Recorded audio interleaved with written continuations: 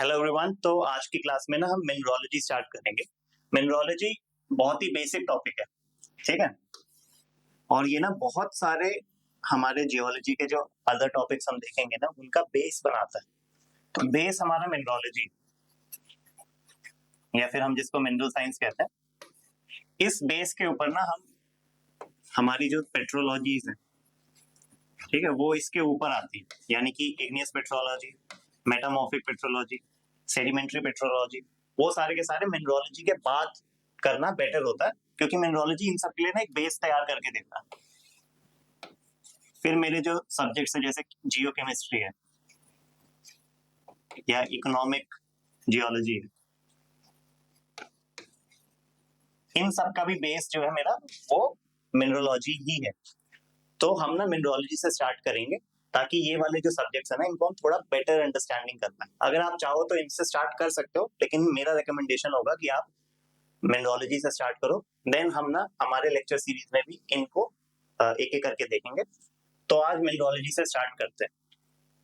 तो मिनरोलॉजी के ना 3 बेसिक क्लासिफिकेशन है, यानी कि मिनरोलॉजी 3 डिफरेंट एरियाज में डिवाइड करी जा सकती है।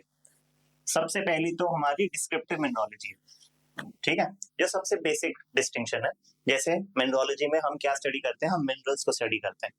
तो डिस्क्रिप्टिव मिनरोलॉजी में होगा कितने तरीके के मिनरल्स हैं, उनके नाम क्या है, उनका कलर क्या है, उनका अपीयरेंस कैसा होता है, मतलब डिस्क्राइब करने की जितनी भी चीजें हैं वो सब हम डिस्क्रिप्टिव मिनरोलॉजी में देखते हैं। एक ब्रांच आती है मेरी ऑप्टिकल मिनरोलॉजी की। ऑप्टिकल मिनरोलॉजी का मतलब होता है कि जो मिनरल्स हैं उनकी ऑप्टिकल प्रॉपर्टी कैसी है, ठीक है, मतलब वो जब लाइट के साथ इंटरेक्ट करते हैं तब उनकी प्रॉपर्टीज कैसी आती हैं, जब मैं उसको ना माइक्रोस्कोप में देखता हूँ तब उनकी प्रॉपर्टीज कैसी आती हैं। जो थर्ड ब्रांच है मिनरोलॉजी की उसको हम क्रिस्टलोग्राफी कहते हैं। क्रिस्टलोग्राफी ना हमारे मिनरल्स बनते कैसे हैं, उनका ना एटॉमिक स्ट्रक्चर कैसा है, उसके साथ डील करता है। तो क्रिस्टलोग्राफी एटॉमिक स्ट्रक्चर के साथ डील करता है। ऑप्टिकल मिनरोलॉजी मोटा मोटा मेरा माइक्रोस्कोप में मेरे मिनरल्स कैसे दिखते हैं, लाइट के साथ कैसे इंटरेक्ट करते हैं, उसको डील करता है।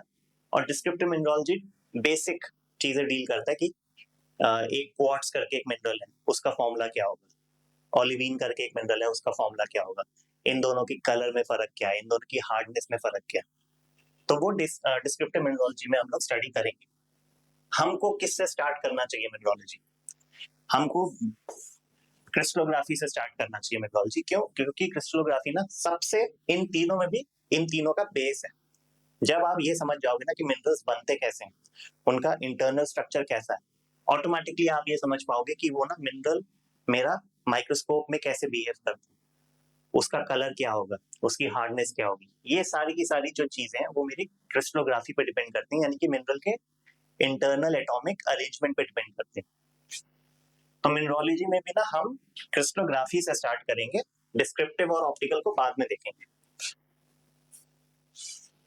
तो इससे पहले हम ना क्रिस्टलोग्राफी स्टडी करें, हमको ना एक जो डेफिनेशन है मेन वो स्टडी कर लेना चाहिए कि जो मिनरल है actually day to day language में मिनरल का कुछ भी मतलब हो, डे टू डे लैंग्वेज में एक लेमैन के लिए रॉक और मिनरल में शायद कोई फर्क ना हो, लेकिन हमारे लिए फर्क है।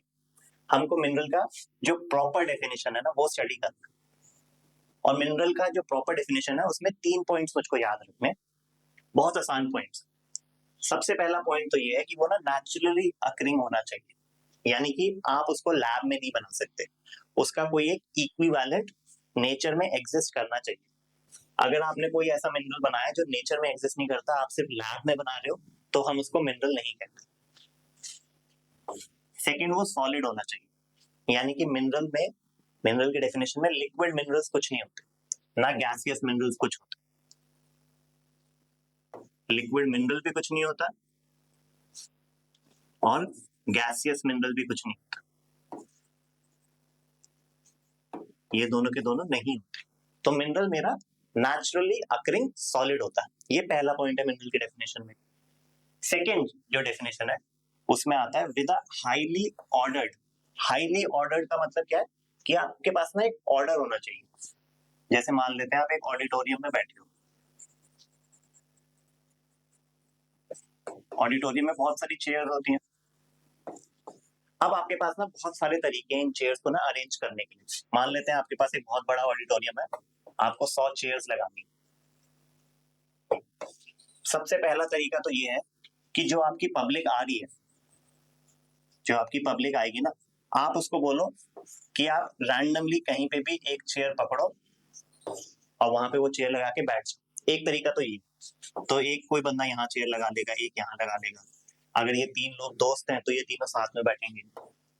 ये कोई लोनर है, ये अकेले बैठा हुआ है। कुछ लोग पीछे की सीट को प्रेफर करेंगे, पीछे सीट्स लगा लेंगे, कुछ लोग आगे सीट्स लगा लेंगे। तो आपके पास एक रैंडम अरेंजमेंट हो जाएगा चेयर्स का। ये एक आइडियल सिचुएशन नहीं है। क्यों?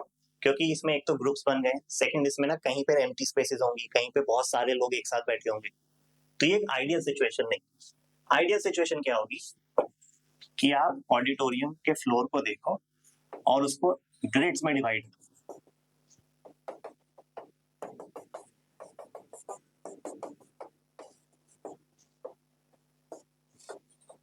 ऐसे ग्रिड्स में डिवाइड करो और हर ग्रिड के एक सेल में, जो ये एक सेल बना है, इसके अंदर एक चेयर आप लगा लो।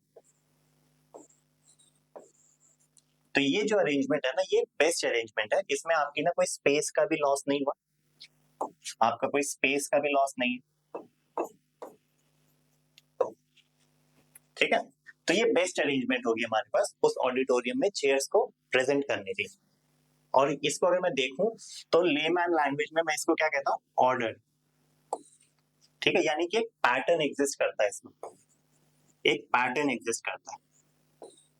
एक और टर्म हम रेगुलर बेसिस पे यूज करते हैं, इसमें एक सिमेट्री। ये 3 पॉइंट्स है इसमें, एक पैटर्न है, एक ऑर्डर है और एक सिमेट्री इसमें एग्जिस्ट करती है।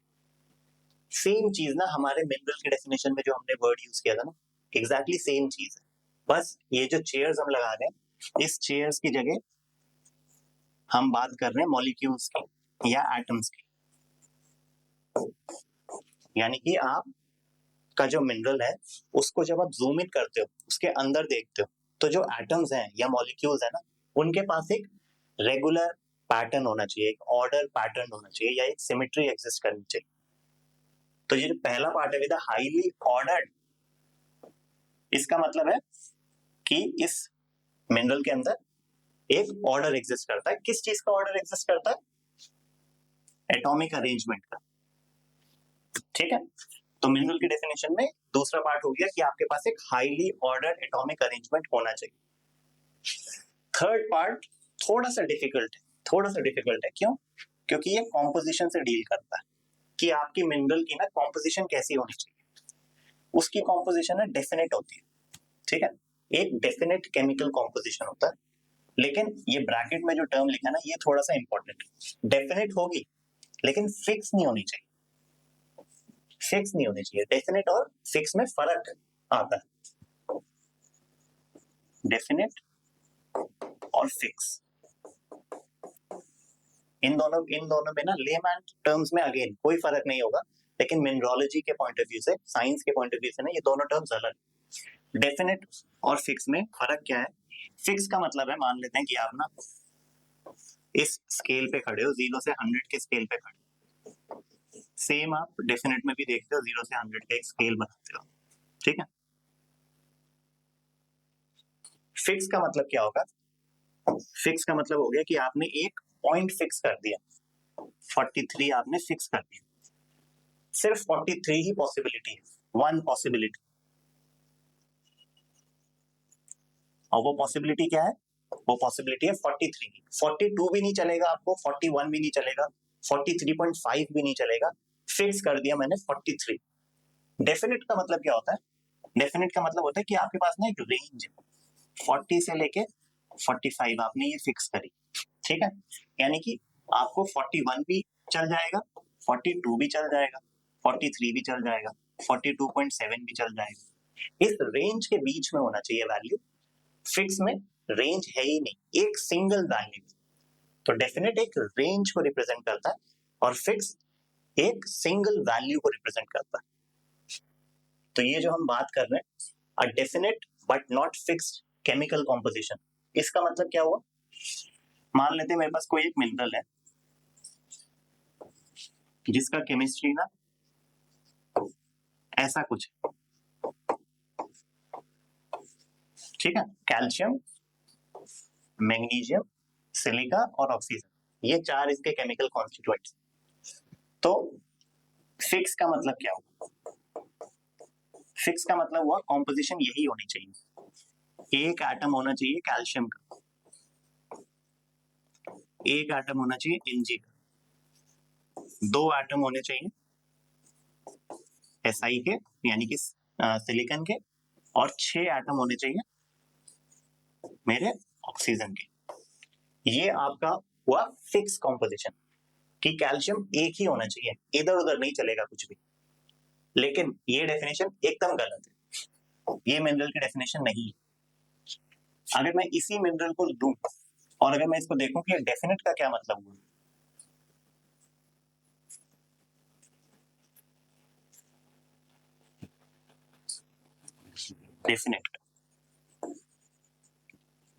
डेफिनेट का मतलब हुआ कि कैल्शियम मैग्नीशियम 1 भी चलेगा, और कैल्शियम अगर 0.9 है और मैग्नीशियम 1.1,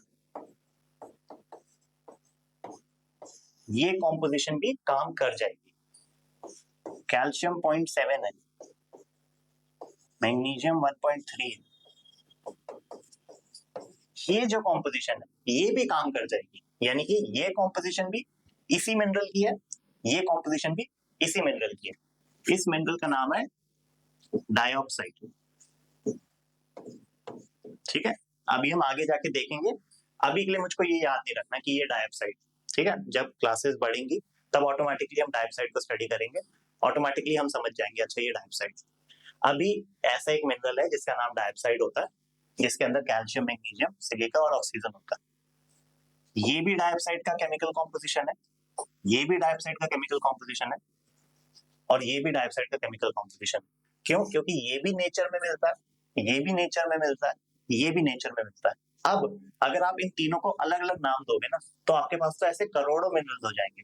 तो हम क्या करते हैं, एक मिनरल को ना एक डेफिनेट कॉम्पोजिशन दे देते हैं कि आप इस रेंज के अंदर कहीं भी घूमो। यानी कि हमारा जो रेंज है वो है कैल्शियम से लेके मैग्नीशियम तक, इसके बीच में आप कोई भी कॉम्पोजिशन बनाओगे ना, हम उसको डाइऑक्साइड कहेंगे। यानी कि आपके पास एक डेफिनेट कॉम्पोजिशन तो है, इसके अंदर आप ना, इस कॉम्पोजिशन के अंदर आप एल्यूमिना नहीं इंसर्ट कर सकते, ठीक है। एक रेंज में ही आपको मूवमेंट करनी है, आप कुछ रैंडम नहीं ला सकते। लेकिन हाँ, आप कैल्शियम मैग्नीशियम का जो रेशियो है ना वो चेंज कर सकते हो।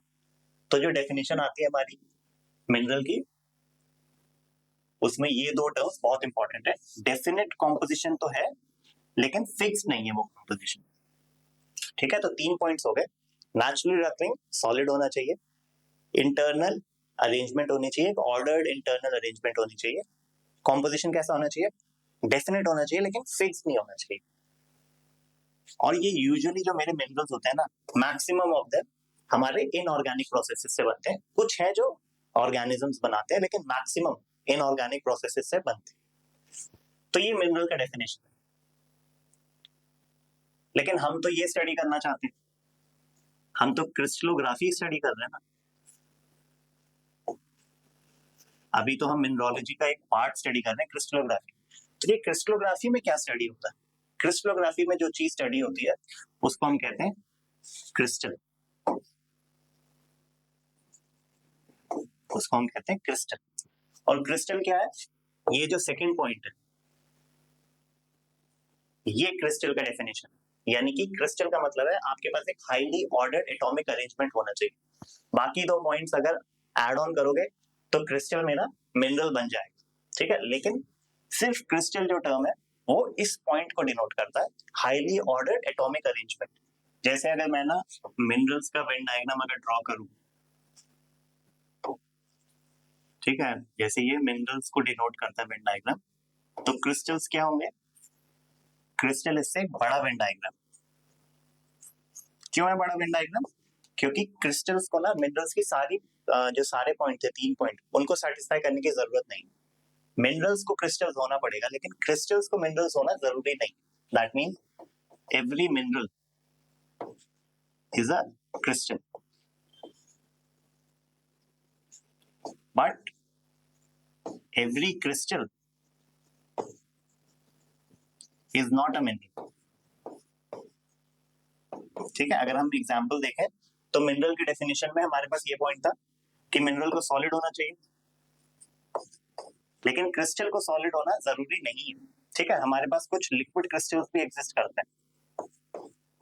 ठीक है, जैसे कि हमारे घरों में एक टर्म हम यूज करते हैं एलसीडी। एलसीडी का मतलब होता है लिक्विड क्रिस्टल डिस्प्ले। उसमें लिक्विड क्रिस्टल्स का यूज होता है डिस्प्ले को डिस्प्ले बनाने के लिए। ठीक है, तो मिनरल और क्रिस्टल में ये फर्क है। मिनरल्स के पास ये तीनों पॉइंट्स हैं। मिनरल की डेफिनेशन में हमको ये तीनों पॉइंट्स लिख के आने, लेकिन अगर क्रिस्टल की डेफिनेशन आती है तो मुझको सिर्फ ये वाला पार्ट लिखना। तो हम लोग क्योंकि क्रिस्टलोग्राफी स्टडी कर रहे हैं तो अभी हम इन सब चीजों पे फोकस नहीं करेंगे।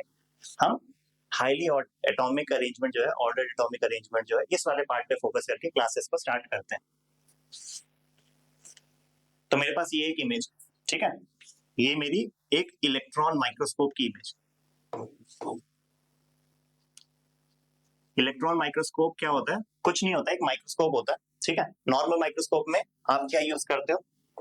आप नीचे से लाइट आती है आपके, ठीक है, नीचे से आप माइक्रोस्कोप ऑन करते हो, नीचे से लाइट आती है और फिर आप उसको देखते हो। इलेक्ट्रॉन माइक्रोस्कोप में आप लाइट का यूज नहीं करते, आप एक इलेक्ट्रॉन बीम का यूज करते हो।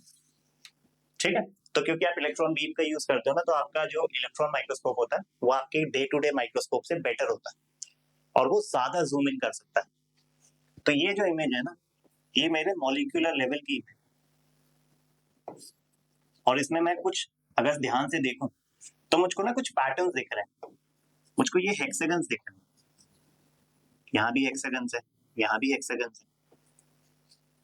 तो ये जो जूम इन हुआ है ना, ये किसी क्रिस्टल का इमेज। ठीक है, क्यों? क्योंकि मुझको एक एटॉमिक अरेंजमेंट दिख रहा है। जो सेकंड पॉइंट हमने बात करी ना, हाईली ऑर्डर एटॉमिक अरेंजमेंट, ये मुझको एटॉमिक अरेंजमेंट दिख रहा है और मुझको एक ऑर्डर भी दिख रहा है कि इसमें ना हेक्सागन्स की शेप में कॉपी पेस्ट हो रखा है हर जगह। जैसे हम वो ऑडिटोरियम में चेयर्स पेस्ट कर रहे थे, इसमें हेक्सागन पेस्ट हो। तो ये होता है हाईली ऑर्डर एटॉमिक अरेंजमेंट, कि आप एटॉमिक लेवल पे जूम करोगे, मॉलिक्यूलर लेवल पे जूम करोगे तो आपको ना एक अरेंजमेंट दिखना चाहिए। अगर आपको अरेंजमेंट नहीं दिख रहा, अगर आपको अरेंजमेंट नहीं दिख रहा, तो ना आप एक मिनरल देख रहे हो, ना आप एक क्रिस्टल देख रहे हो। ठीक है, आप क्या देख रहे हो? आप देख रहे हो एमॉर्फस, एमॉर्फस सॉलिड देख रहे हो। एमॉर्फस सॉलिड का मतलब होता है कि जिसको मैं जूम करूं तो मेरे को ये एटॉमिक अरेंजमेंट ना दिखे। वैसा सिनेरियो जैसा आपने पब्लिक को बोला आप रैंडमली अपनी चेयर्स खुद लगाओ, तो वो जो सिनेरियो है ना, उसको मैं एमॉर्फस सॉलिड कहता है। तो उसमें एक एटम यहाँ है, एक एटम ऐसे लगा, 3 एटम ऐसे हो गए, यहाँ एक पास में आ गया, फिर ये दूर दूर चले गए। तो ये जो अरेंजमेंट है इसको मैं एमॉर्फस कहता हूँ। और इसका जो मेरा सबसे कॉमन एग्जांपल है डे टू डे लाइफ में, वो मेरा ग्लास। तो जब हम ग्लास देखते हैं ना, वो मेरा एमॉर्फस सॉलिड होता है, यानी कि उसको मैं जूम इन करूंगा ना तो मुझको एटम्स में अरेंजमेंट नहीं दिखेगा। तो जनरली आप बेटर टर्म होगा एमॉर्फस, या फिर आप चाहो तो डे टू डे लैंग्वेज में ग्लास, तो इसको ग्लास भी कह सकते हैं। कुछ लोग इसको डे टू डे लैंग्वेज में एमॉर्फस को ही ग्लास कहते हैं, लेकिन टेक्निकल टर्म एमॉर्फस है, उसका एक एग्जाम्पल ग्लास है। चलो, आज जो हमको स्टार्ट करना है क्रिस्टलोग्राफी। क्रिस्टलोग्राफी में सबसे इंपॉर्टेंट, सबसे बेसिक कंसेप्ट जो है सिमेट्री का कंसेप्ट है। ठीक है, अब अगर मैं आपसे पूछूं कि सिमेट्री क्या होती है, तो आपको ना एक मोटा मोटा आइडिया होगा कि हाँ ठीक है, सिमेट्री मतलब एक पैटर्न होता है। ठीक है, अगर मैं आपको ना एक पैटर्न दिखाऊं, जैसे हमारी ना जो बेडशीट्स होती हैं उस पर एक पैटर्न प्रिंट होता है, हमारी वॉल्स पे जो हम टाइल्स लगाते हैं उसमें एक पैटर्न होता है, तो उसको देख के ना मुझको अच्छा लगता है। उसको देख के मैं कह सकता हूँ कि हाँ इसमें ना एक सिमेट्री है। अगर मैं पूरी जो टाइल्स है ना उसको एक रैंडम ऑर्डर में लगा दूं, तो ना एक बच्चा भी कह सकता है कि नहीं इसमें ना कुछ गड़बड़ चल रही है, इसको एक सिमेट्रिकल अरेंजमेंट में होना चाहिए था, मुझको वो सिमेट्री नहीं दिख रही। चाहे वो बच्चा सिमेट्री टर्म यूज ना करे, लेकिन उसको दिखेगा कि हाँ ये ना थोड़ा ऑड लगता है। लेकिन अगर एक अडल्ट को मैं बोलूँ ना कि इसमें कुछ लग रहा है, तो वो भी बोलेगा हाँ इसमें ना ऑड लग रहा है, इसमें ना सिमेट्री की कमी। लेकिन मैं उससे बोलूँ ना सिमेट्री को डिफाइन करूँ, कि सिमेट्री का मतलब क्या है। तो वहां पे ना एक बहुत बड़ी दिक्कत आती है कि मुझको ना इंट्यूटिवली पता तो है कि सिमेट्री है क्या, सिमेट्री इसमें है कि नहीं है, लेकिन सिमेट्री को ना मैं डिफाइन नहीं कर सकता, मैं पिन पॉइंट नहीं कर सकता कि ये चीज सिमेट्री। हमको देखते हैं, हम देखते हैं इस क्लास में ना कि सिमेट्री की ना डेफिनेशन क्या है। तो सबसे पहले मैं ये एग्जांपल लेता हूं, ये मेरे पास एक ना फ्लावर पेटल का एग्जांपल। अगर मैं इसको देखूं तो ये फ्लावर पेटल जो है ना, ये एक अरेंजमेंट में लगे हुए हैं, एक ऑर्डर्ड अरेंजमेंट है ना, और ये देख के मुझको लग भी रहा है कि हाँ ये तो सिमेट्रिकल है फ्लावर।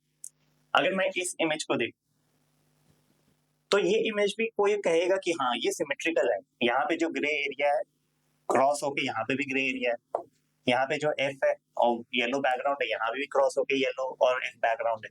लेकिन अगर मैं बोलूं इसकी सिमेट्री में और इसकी सिमेट्री में टेक्निकल फर्क क्या है, ये भी सिमेट्रिकल है ये भी सिमेट्रिकल है, लेकिन पहले तो ये बताओ कि सिमेट्री है क्या, इसमें क्या है इसमें क्या है, फिर क्या ये किसी और तरीके की सिमेट्री लग रही है, ये किसी और तरीके की सिमेट्री लग रही है, तो वो डिसाइफर करना ना थोड़ा टफ हो जाता है। तो मुझको ना इंट्यूटिवली पता तो है कि सिमेट्री है क्या, लेकिन मैं ना डिफाइन नहीं कर सकता। तो आज हमने डेफिनेशन देखते हैं सिमेट्री। सिमेट्री क्या होती है, सिमेट्री सबसे पहले तो एक ऑपरेशन होता है, ठीक है। ऑपरेशन मतलब जो आप चीज करते हो, ठीक है, जैसे डॉक्टर आप पे ऑपरेट करता है तो वो आप पे एक चीज कर रहा है, ठीक है। तो सिमेट्री एक ऑपरेशन होता है जो आप किसी ऑब्जेक्ट पे करते हो। जैसे ऑब्जेक्ट क्या हो गया हमारे इस केस में, ये फ्लावर एक ऑब्जेक्ट हो गया, ये जो पैटर्न है ये एक ऑब्जेक्ट हो गया। तो इस पे जो ऑपरेशन किया जाता है उसको सिमेट्री ऑपरेशन कहते हैं। और वो काम कैसे करता है, सिमेट्री ऑपरेशन कुछ भी करे दुनिया में, कुछ भी करे दुनिया में, लेकिन जब वो कंप्लीट हो जाए ऑपरेशन, तब जो आपका ऑब्जेक्ट था, जो आपका इनिशियल ऑब्जेक्ट था, जो आपका इनिशियल ऑब्जेक्ट था वो आपका फाइनल ऑब्जेक्ट से कोइंसाइड करना चाहिए, ठीक है। फाइनल ऑब्जेक्ट से कोइंसाइड करना चाहिए, कोइंसाइड, ये सबसे इंपॉर्टेंट टर्म है इस डेफिनेशन में, कोइंसाइड, ठीक है। कोइंसाइड का क्या मतलब होता है, कोइंसाइड का मतलब होता है कि जो पहले की आपकी पोजीशन थी और जो आपकी बाद की पोजीशन है वो एग्जैक्टली सेम होनी चाहिए। जो पहले की आपकी शेप थी, जो आपकी बाद की शेप है वो एग्जैक्टली सेम होनी चाहिए। मान लेते हैं आपका ऑपरेशन हुआ है, ठीक है, और डॉक्टर ने क्या किया, डॉक्टर ने ना आपका, मान लो कि गलती से उसने आपका ना कोई एक फिंगर कट किया उससे, ठीक है। तो जो आपकी पहले की शेप थी जिसमें आपके पास 10 फिंगर्स थी और जो आप ऑपरेशन के बाद आपके पास 9 फिंगर्स बची, शेप सेम नहीं है, तो आपकी बॉडी कोइंसाइड नहीं कर रही। हमको क्या चाहिए, ऑपरेशन से पहले भी जो हमारी बॉडी का स्ट्रक्चर था ऑपरेशन के बाद भी वही स्ट्रक्चर होना चाहिए, उसको मैं सिमेट्री ऑपरेशन कहता है। ये तो लेमैन लैंग्वेज में हमने समझा है। एक बार एग्जाम्पल से देखते हैं कोइंसाइड का क्या मतलब है।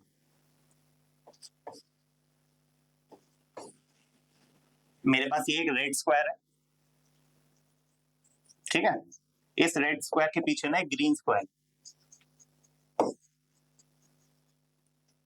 अब मैं इस स्क्वायर पे और इस रेक्टेंगल पे भी ना एक सिमेट्री ऑपरेशन करूंगा और मैं देखूंगा कि जब वो सिमेट्री ऑपरेशन हो जाए तो जो मेरा पहले का पोजीशन था, यानी कि जो ग्रीन स्क्वायर दिखेगा इसके पीछे, जो इसकी इनिशियल पोजीशन बताएगा, और जो ऑपरेशन होने के बाद इस रेड स्क्वायर के साथ हुआ, ग्रीन स्क्वायर और रेड स्क्वायर अगर कोइंसाइड करेंगे, एक के ऊपर एक आएंगे, तो ये सिमेट्री है।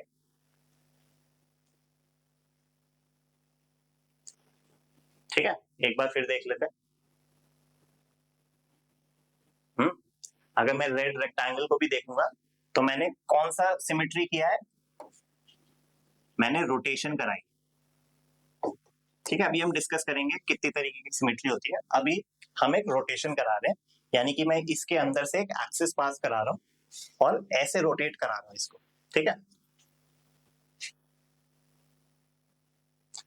तो अगर मैं ध्यान से देखूं तो जो मेरा ग्रीन स्क्वायर है ना वो मूव नहीं कर रहा, क्योंकि ग्रीन स्क्वायर मेरी इनिशियल पोजीशन और शेप को दिखा रहा है, मैं उसको मूव नहीं कर रहा, मैं रेड स्क्वायर को मूव कर,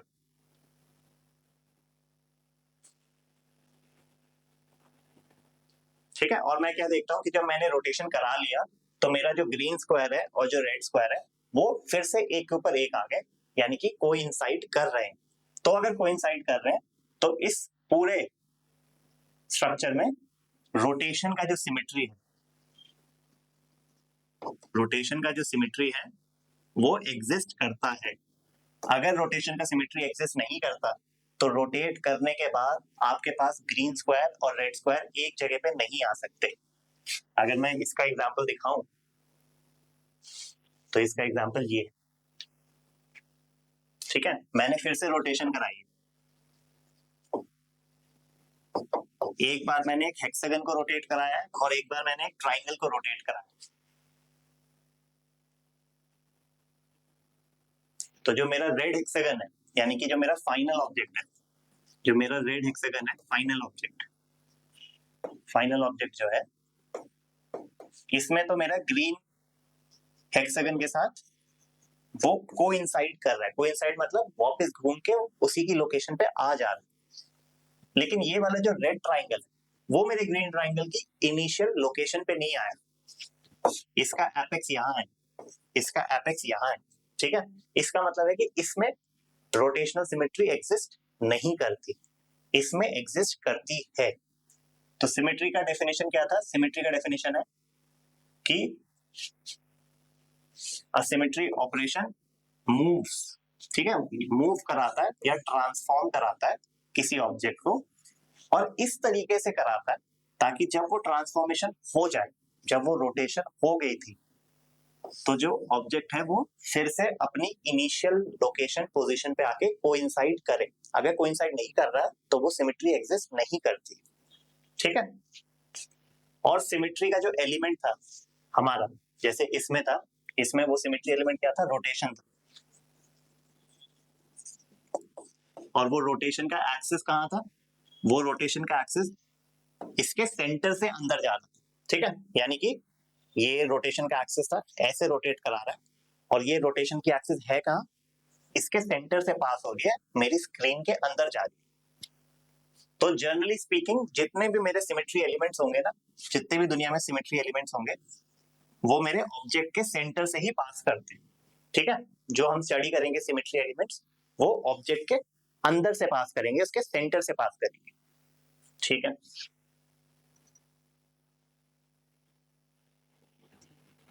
मेरे पास एक और तरीके का सिमेट्री एलिमेंट होता है जो डे टू डे लाइफ में मैं देखता हूं, जिसको मैं कहता हूं मिरर। इसमें मिरर कहाँ होगा? हमने अभी डिस्कस किया मिरर कहाँ है, मिरर सेंटर से पास करना है। तो अगर मैं इस मिरर को देखूं तो ये ब्लू वाले पार्ट को यहां कॉपी करके दे रहा है, या फिर ग्रीन वाले पार्ट को यहां कॉपी करके दे रहा है। तो ये जो पूरा का पूरा ऑब्जेक्ट है, ठीक है, पूरा का पूरा ऑब्जेक्ट मतलब ये ब्लू और ग्रीन पार्ट मिलके, ग्रीन प्लस ब्लू पार्ट मिलके जो मेरा ऑब्जेक्ट बना है, अगर मैं इसमें ना फिर से यहाँ पर एक मिरर प्लेन लगाऊं तो कुछ नई चीज नहीं बनती। जो इनिशियल ऑब्जेक्ट था फाइनल ऑब्जेक्ट भी वही रहता है, ठीक है। इसमें डेफिनेशन बहुत इंपॉर्टेंट है ऑब्जेक्ट की। ऑब्जेक्ट मेरा ना ब्लू वाला पार्ट नहीं है या ग्रीन वाला पार्ट नहीं है, ऑब्जेक्ट मेरा ग्रीन और ब्लू मिलके जो पूरा का पूरा ऑब्जेक्ट है, वो उसको मैं ऑब्जेक्ट कह रहा हूं, क्योंकि मुझको सिमेट्री एलिमेंट ना ऑब्जेक्ट के सेंटर से चाहिए। अगर आपको ब्लू वाला ऑब्जेक्ट देखना है तो आपको सिमेट्री एलिमेंट उसके सेंटर में लगाना पड़ेगा। तो मिरर में भी क्या होता है, अगर मैं मिरर की सिमेट्री देखता हूं तो मेरा लेफ्ट और राइट वाला एग्जैक्टली कार्बन कॉपी होता है। तो अगर मैं इसमें ना फिर से यहाँ पर मिरर लगाऊं तो मेरा कुछ नया नहीं हो रहा। जो मेरा इनिशियल ऑब्जेक्ट है और जो मेरा फाइनल ऑब्जेक्ट है वो अभी भी कोइंसाइड कर रहे हैं। तो इसका मतलब इसके अंदर मेरा मिरर का सिमेट्री एग्जिस्ट करता है। तो सिमेट्री कुछ नहीं है, सिमेट्री का मतलब है आप कोई भी ऑपरेशन करो, वो ऑपरेशन करने के बाद अगर जो आपका फाइनल ऑब्जेक्ट है और जो इनिशियल ऑब्जेक्ट है वो कोइंसाइड करते हैं तो हम बोलते हैं कि हाँ इसमें सिमेट्री एग्जिस्ट करती है। अब एग्जाम पॉइंट ऑफ व्यू से जो इंपॉर्टेंट चीज है वो है कि सिमेट्री के ना टाइप्स क्या क्या, ठीक है, एलिमेंट्स ऑफ सिमेट्री हम उसको कहते हैं। यानी कि सिमेट्री की क्लासिफिकेशन हम कैसे कैसे कर सकते हैं, किस किस तरीके के सिमेट्री एलिमेंट्स होते हैं। हमने दो तरीके के सिमेट्री एलिमेंट्स तो देखे, हमने देखा कि एक रोटेशन का कुछ होता है और एक मिरर प्लेन का कुछ होता है, उसको अभी हम डिटेल में स्टडी करेंगे। लेकिन उससे पहले सिमेट्री एलिमेंट्स की जो पहली क्लासिफिकेशन, जो फर्स्ट लेवल है क्लासिफिकेशन का, वो आता है विदाउट ट्रांसलेशन सिमेट्री एलिमेंट्स और विद ट्रांसलेशन सिमेट्री एलिमेंट्स, यानी कि ट्रांसलेशन के बिना, ट्रांसलेशन के साथ। अब ये ट्रांसलेशन क्या बना, ये तो हमने स्टडी किया ही नहीं। ट्रांसलेशन कुछ नहीं है। ट्रांसलेशन का अगर मैं डे टू डे मीनिंग देखूं तो उसका मतलब क्या होता है, अनुवाद करना होता है उसका मतलब। यानी कि आप इस लैंग्वेज से एक वर्ड लेते हो और आप इसको दूसरी लैंग्वेज में कट पेस्ट कर दे रहे हो। आपने इंग्लिश का एक लैंग्वेज का वर्ड लिया और आपने हिंदी में उसको पेस्ट कर दिया, ठीक है, या फिर आपने तमिल से लिया और आपने इंग्लिश में पेस्ट कर दिया। तो आप कुछ नहीं कर रहे, वर्ड यहां से कॉपी कर रहे हो और इस लैंग्वेज में पेस्ट कर दे रहे हो उसको। तो ट्रांसलेशन का मतलब होता है कॉपी पेस्ट, ठीक है। सेम चीज हमारी मिनरल्स में भी हमको देखने को मिलती है। कैसे देखने को मिलती है, ये जो हमने इमेज देखा था ना हेक्सागन्स का, इसमें क्या हो रहा था, अगर मैं इस हेक्सागन को पकड़ूं, इस हेक्सागन को मैं कॉपी करूं और इस डायरेक्शन में इसको मैं पेस्ट करता रहूं, यानी कि कंट्रोल सी मैंने एक बार किया, फिर मैंने पेस्ट कर दिया, फिर मैंने पेस्ट कर दिया, फिर मैंने पेस्ट कर दिया, फिर मैंने यहां भी पेस्ट कर दिया, यहां भी पेस्ट कर दिया। तो ये जो कॉपी पेस्ट कर रहे हो ना, इसको मैं ट्रांसलेशन कहता हूं, ठीक है। यानी कि अगर आप एग्जांपल देखो तो ये हेक्सागन से मैंने स्टार्ट किया था, इस हेक्सागन से मैंने स्टार्ट किया था, इसको मैंने कॉपी किया और फिर मैंने इसको पेस्ट किया, ठीक है। मैंने इस डायरेक्शन में पेस्ट किया, मैंने इस डायरेक्शन में भी पेस्ट किया और फिर मैंने मल्टीपल डायरेक्शंस में इसको पेस्ट कर दिया। तो ये जो डायरेक्शंस है ना, इन डायरेक्शंस को मैं कहता हूं ट्रांसलेशन। यानी कि आप इस डायरेक्शन में कॉपी पेस्ट कर रहे हो, ट्रांसलेट कर रहे हो, इसको कॉपी पेस्ट कर रहे हो। तो ये मेरी ट्रांसलेशन की एक डायरेक्शन है, ये मेरी ट्रांसलेशन की दूसरी डायरेक्शन है, ये मेरी ट्रांसलेशन की तीसरी डायरेक्शन। अब जब ये मैंने ट्रांसलेशन कर लिया, मैंने कॉपी पेस्ट कर लिया इस हेक्सागन को, तो इससे मेरे को ना बेनिफिट क्या हुआ, इससे मेरे को बेनिफिट ये हुआ कि मैंने एक हेक्सागन से स्टार्ट किया था, सिर्फ एक हेक्सागन से स्टार्ट किया था, कॉपी पेस्ट कर करके, कॉपी पेस्ट कर करके मैंने ये पूरा का पूरा जो एटॉमिक अरेंजमेंट ये क्रिएट कर ली, सिर्फ एक हेक्सागन से कॉपी पेस्ट किया मैंने मल्टीपल डायरेक्शंस में। और जो मैं एटॉमिक अरेंजमेंट की बात कर रहा था ना, ऑर्डर्ड एटॉमिक अरेंजमेंट की, वो मैंने क्रिएट कर ली। तो ये ट्रांसलेशन का फायदा होता है कि हम सिर्फ एक ऑब्जेक्ट से सब कुछ, पूरा का पूरा ये जो एटॉमिक अरेंजमेंट है ना, ये बना लेते हैं। तो जो मेरा एटॉमिक अरेंजमेंट है ना, ठीक है, जो वो लॉन्ग रेंज ऑर्डर दिखाता है, जो वो लॉन्ग रेंज ऑर्डर दिखाता है, इसको मैं एक और नाम देता हूं, इसको मैं नाम देता हूं translation periodicity. Translation periodicity, periodicity. Translation का मतलब वही हुआ, आपने एक को पकड़ा, आपने कॉपी पेस्ट किया मल्टीपल डायरेक्शंस में, कॉपी पेस्ट करने पे आपके पास पूरा पूरा एटॉमिक अरेंजमेंट आ गया। ये जो टर्म है पीरियोडिसिटी, पीरियोडिसिटी का क्या मतलब होता है, पीरियोडिसिटी का मतलब होता है कि अकरेंस, कौन सा अकरेंस, रिपीटेड अकरेंस। जैसे हम अर्थ की बात करते हैं, तो अर्थ में मेरे पास एक पीरियड होता है रेवोल्यूशन का, ठीक है, जिसको मैं कहता हूं 365 डेज में होता है। एक मेरे पास पीरियड होता है रोटेशन का, इसको मैं कहता हूं एक दिन में, यानी कि 24 घंटे में होता है। तो ये पीरियड का मतलब क्या हुआ, रोटेशन के पीरियड का मतलब हुआ कि 24 घंटे बाद अर्थ जहां से स्टार्ट करी थी वहीं घूम के आ गई, ठीक है। रेवोल्यूशन का मतलब हुआ 365 दिन के बाद जहां से उसने स्टार्ट किया था वहीं पे वो वापस आ गई, ठीक है। एक पीरियड के बाद आपके पास सेम चीज उसी की जो इनिशियल लोकेशन थी उस पे आ जाती है। तो ये सब चीजें मेरी ना टेम्पोरल होती है, टेम्पोरल पीरियड है सब। टेम्पोरल पीरियड मतलब टाइम के पीरियड्स, ठीक है, टाइम के पीरियड्स। एक तरीके का मेरा स्पेशल पीरियड भी होता है।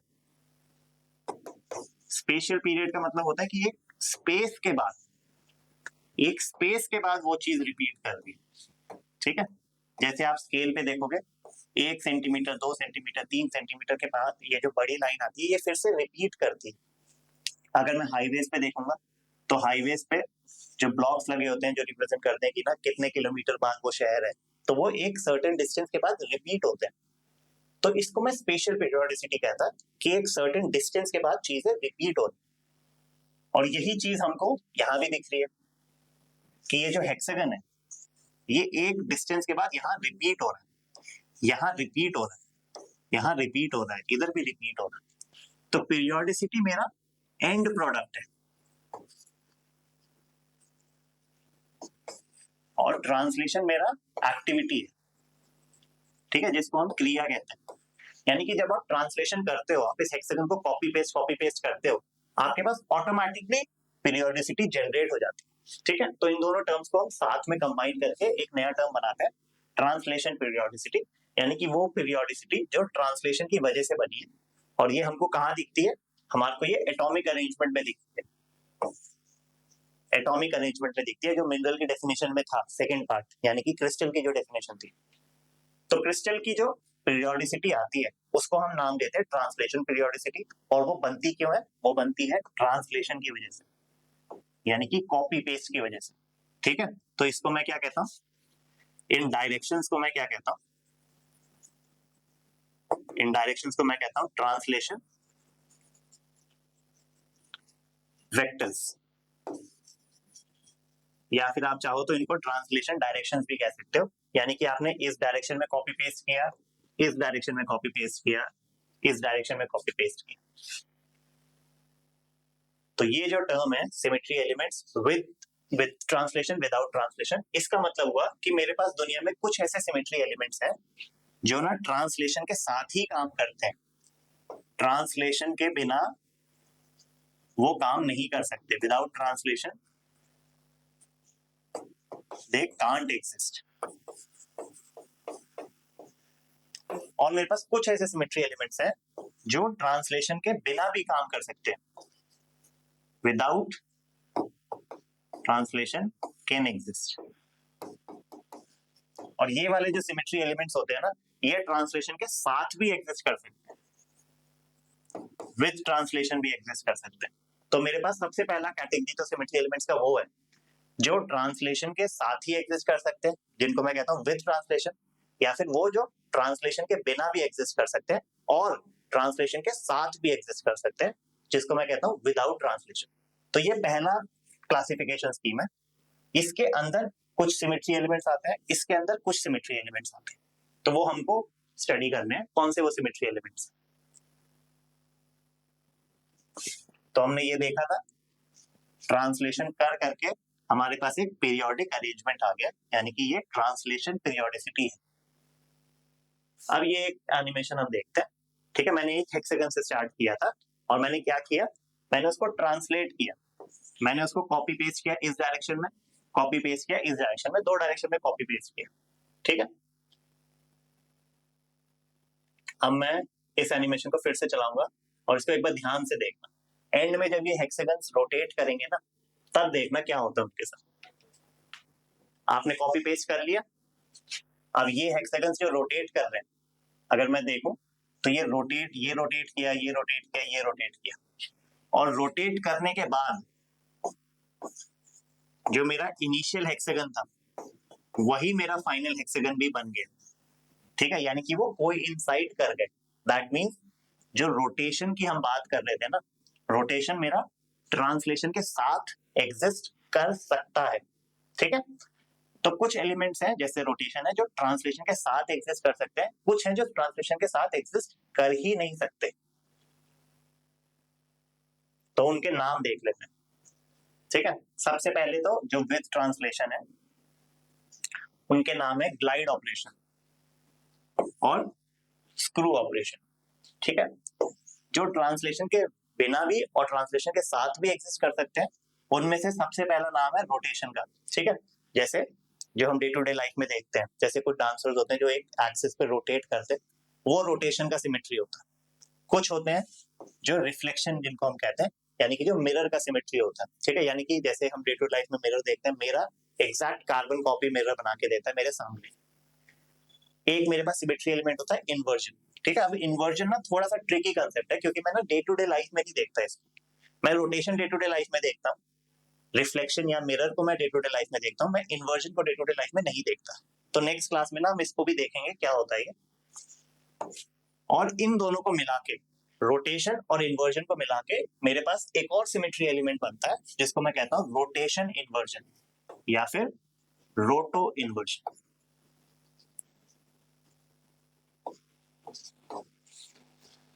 ठीक है, तो मेरे पास ये क्लासिफिकेशन स्कीम है, सिमेट्री एलिमेंट्स विद ट्रांसलेशन, यानी कि ट्रांसलेशन के जो साथ, सिर्फ ट्रांसलेशन के साथ ही एग्जिस्ट कर सकते हैं, और विदाउट ट्रांसलेशन।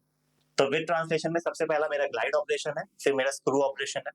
विदाउट में मेरे पास रोटेशन है, मिरर है, इन्वर्जन है, रोटो इन्वर्जन। ठीक है, नेक्स्ट क्लास में हम इनको डिटेल में देखेंगे, तब मुझको और क्लैरिटी आ जाएगी कि ये ना ट्रांसलेशन के साथ ही क्यों एग्जिस्ट कर रहे थे, और ये सारे के सारे ट्रांसलेशन के बिना कैसे एग्जिस्ट कर। जैसे हमने रोटेशन का तो देखा, रोटेशन का हमने ये केस देख लिया जिसमें रोटेशन ट्रांसलेशन के साथ एग्जिस्ट करता है। ठीक है, अगर आप कॉपी पेस्ट भी कर रहे हो तब भी रोटेशन एग्जिस्ट कर रहा है। और हमने ये सिनेरियोस भी देख लिए थे, इसी हेक्सागन का हमने देखा था, ये वाला सिनेरियो जिसमें हेक्सागन एक ही हेक्सागन है, कॉपी पेस्ट कुछ नहीं हुआ, फिर भी रोटेशन इसमें एग्जिस्ट कर रहा है। ठीक है, तो नेक्स्ट क्लास में हम देखेंगे सिमेट्री ऑफ एलिमेंट्स, थोड़ा सा डिटेल में देखेंगे।